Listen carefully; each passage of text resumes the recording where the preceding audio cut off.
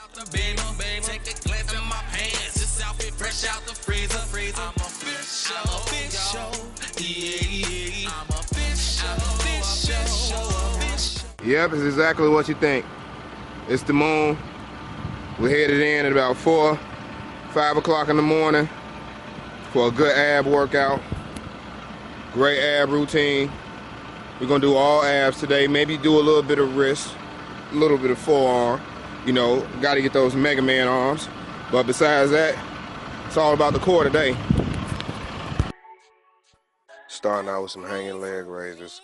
I like to do mine a little bit weighted because it just feels better for me and I have a little bit more control over what I'm doing.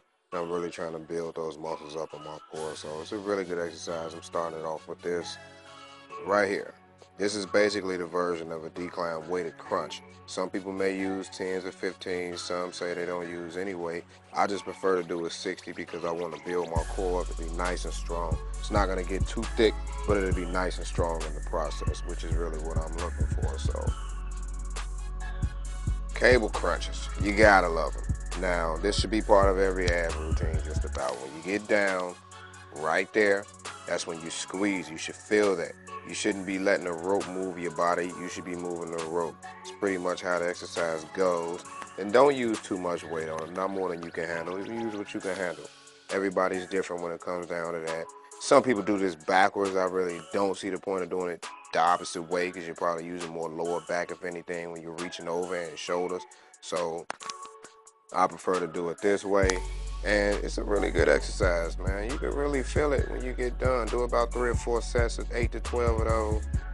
I'm not a fan of using machines, but this particular machine right here, just, I don't know. It's basically a machine version of what you just saw me doing with the dumbbell. But I incorporate in because it's right next to the calf machine most of the time, so it's easy to get to. Landmines. You want those obliques to pop out. Some people call them D'Angelo's, but they're called obliques. If you want those obliques to pop out, these landmines are some of the best exercises that you can do.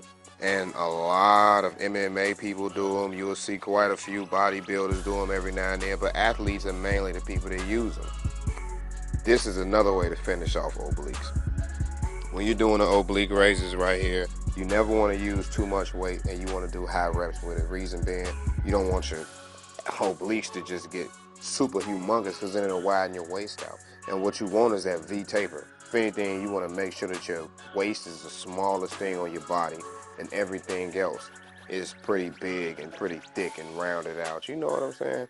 Not if you're just competing, but in general, you want your waist to be smaller than anything else because it makes everything else look more defined, look bigger. It makes your hips look wider and it makes your top look better. Make sure that you do them from both sides. I tend to normally take no more than a 25-pound weight, whether if it's a dumbbell or if it's just, a regular weight in general. No more than 25 pounds, and I try to do in between 15 to 20 to 25 reps. Probably the only muscle on the body that I normally go to 15, 20, 25 on because it's the obliques. And this is working your lower obliques right here. This exercise is something that you can do about 3 sets of, and I guarantee you'll feel it in the morning. The next day, oh goodness, wow. It's an amazing exercise. I actually love it. I'm doing them again tomorrow, guys. This is another exercise right here to work your core. Kind of similar to chopping wood, you can say.